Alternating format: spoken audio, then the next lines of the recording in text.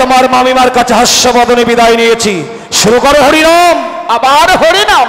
বেশ, আপনার আদেশ অনুযায়ী আমার কণ্ঠে আবার আমি হরিনামে শুরু করব।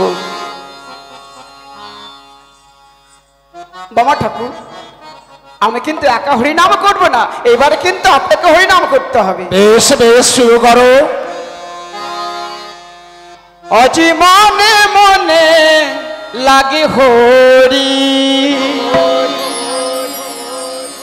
আজি বনে বনে জাগে হরি, আজি বনে বনে জাগে হরি, আজি মনে মনে লাগে হরি, আজি মনে মনে লাগে হরি।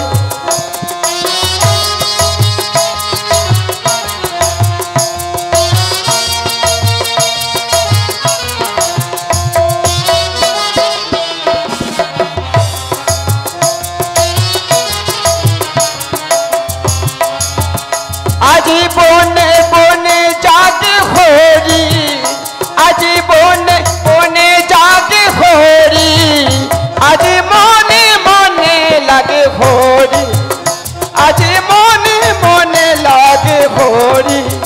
বন্য কৈলাসপতি, বন্য হরে হরে কৈলাসপতি।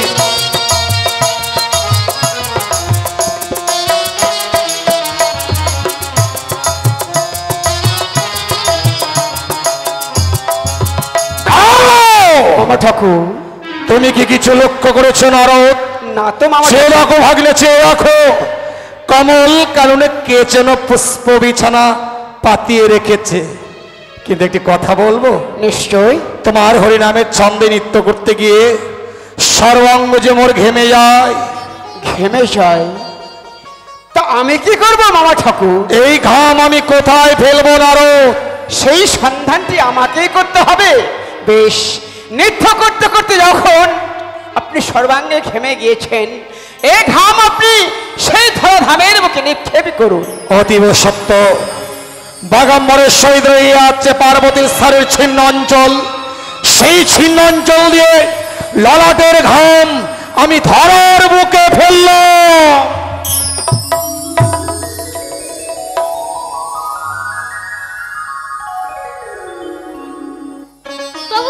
প্রণাম পিতা। কে মা তুমি?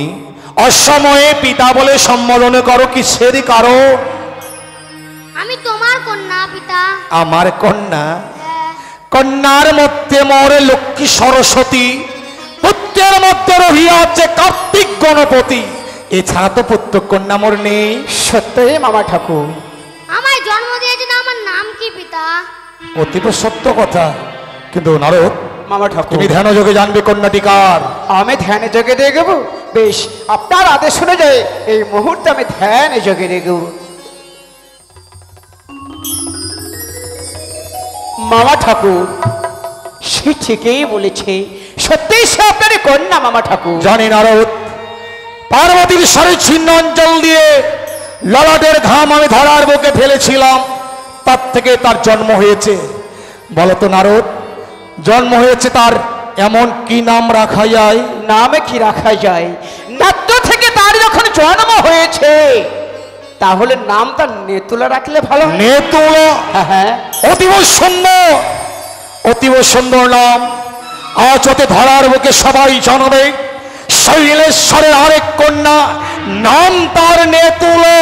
সত্যই বলেছেন। মারে, আমার বাসস্থান কোথায় পিতা? শোন মা, জন্ম যবে হইয়াছে কর্ম রহিবে নিশ্চয়। ওই চেরাগ মা, সম্মুখে রহিয়াছে হংসরথ। হংসরথে চলে যাবি সিজুয়া পর্বতে, সেই স্থানে থাকবি মা, আর প্রত্যেক দেবগণের বসন ধৌত করবি। হ্যাঁ পিতা। তাহলে এসো মা। হ্যাঁ, আসি। নারদ, মামা ঠাকুর, আজ মা নেতুলার জন্ম হলো। আজ এই ঘটনার কথা তোমার নারদ সংবাদে তুমি লিপিবদ্ধ করে রাখবে। আপনার আদেশ অনুযায়ী আমি তাই করব মামা ঠাকুর। কিন্তু ওই পুষ্প বিছানা, পুষ্প বিছানা, সত্যিই তো কত সুন্দর পুষ্প বিছানা। চলো আমরা আরো অদূর থেকে পুষ্প বিছানাকে স্মরণ করি, কেমন? মামা ঠাকুর, চলো চলো। বেশ বেশ, তাই চলুন। নারায়ণ নারায়ণ নারায়ণ।